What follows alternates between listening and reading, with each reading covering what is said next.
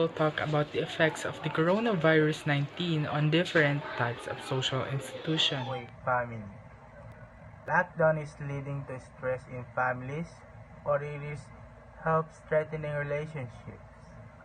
Lockdown help members of family to eat together, stay together, spending maximum time physically, witnessing each other's pain and pleasure. It is also creating many unpleasant situations in family life, leading to stress and agony. The family members get united, nevertheless, the working community get anxious and stressed because of losing jobs. They enjoy the family com- company, nevertheless financially they get weakened. That created tension for the whole family as they are the source of income. Religion.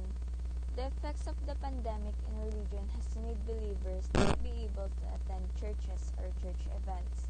The people are not allowed to gather and pray, as the chance of getting infected is high in public areas, so they need to avoid it despite wanting to go to the church to pray. Some churches just made their mass online and live videos in social medias so that the people who couldn't go can still see the church and pray even at home. Education. The effects of COVID-19 has greatly affected the education of the people in the world. For the fear of getting infected, all are advised to just stay at home and is not allowed to gather in any public places. School is a public place where students and teachers alike gather to learn together. But when the pandemic struck, we can no longer attend the school. Thus, the government resolved it by making the classes online, as they said that education should not be stopped despite the protests of the students about academic freeze. Everyone has to continue to study, or else they will be behind for a year. However, not everyone has the ability to take these classes, as not everyone is privileged. There are some students in rural areas where modulars would not work, so the option they have is online, but they have no signal nor internet, so it is difficult for them to attend. Some even request going down the hill just to charge or get a signal. Let us now move on to the fourth sector, which is the health sector. COVID-19 is considered to be one of the biggest virus outbreaks to this day, causing a global pandemic which leads to affecting hundreds of millions of people around the world, leading to deaths of millions of people around the globe. We know for a fact that Philippines' healthcare system is very poor even before the COVID-19 crisis started. Philippines has only 40% of public hospitals, which can be very affordable to some people, making it way harder for the Filipino citizens to achieve free healthcare and the mass testing that is very much needed nowadays. A lot of our frontliners are asking for the support of the government due to the lack of PPEs or personal protective equipment which can be used for their own safety.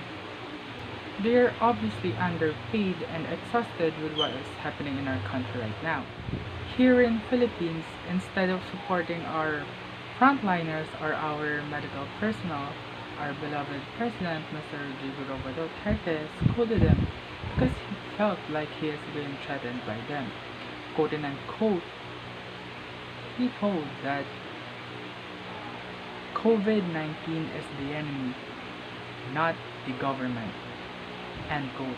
As he continued to deploy more military personnel on different parts of the Philippines. While the frontliners are obviously overworked and underpaid, there is a need for them to face COVID-19 with a positive attitude, inspire the patients, give them morale boost, but at the same time, they have to face the fact and understand the stigma with their being medical frontliners in their own communities and the risk that they are taking because of this kind of pandemic. With our current situation right now, and where almost all the hospitals are at their breaking point or their emerging point, with a significant number of them having continued to be affected by the coronavirus, The country's infrastructure has been further weakened as a result.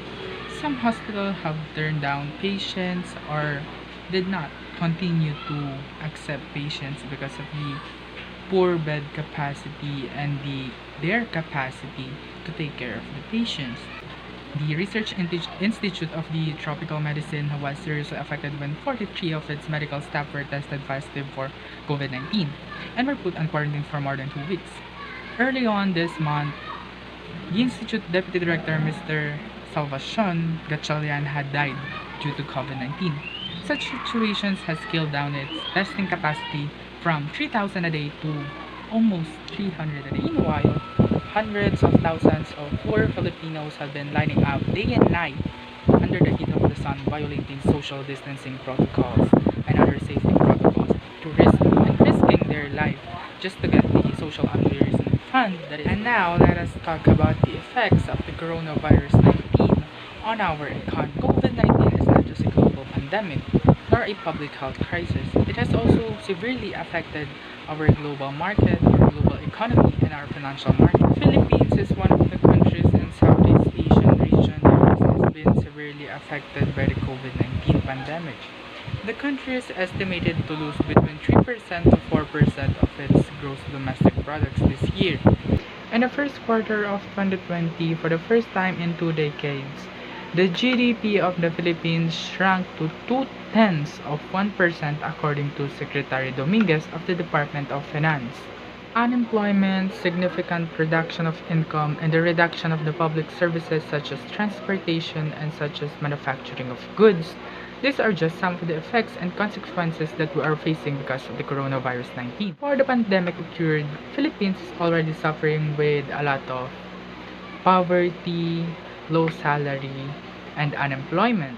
Significant economic impact has already occurred across the globe due to the reduced productivity, loss of life, business closures, trade disruptions, and dissemination of the public tourism industry. With the manufacturing production activity slowing down due to the global supply chain disruptions and closures of factories, many workers were left unemployed. Many micro, small, medium enterprises or the MSMEs were forced to close down due to decrease of income. Due to the arising panic and unemployment, many consumers changed their spending behaviors mainly because of the limited supply of goods, limited income, and unemployment. According to Dole, an estimate of 10 million workers may lose or may permanently lose their jobs this year due to the pandemic. As of October, around 7.3 million Filipinos had already temporarily or permanently lose their jobs because of the business closures due to the COVID-19. Many Filipinos that are now jobless are finding ways just to survive. Some people put up their own online business. There are some people that is looking for a new job, and there are some that lose hope and now roaming around the street waiting for luck.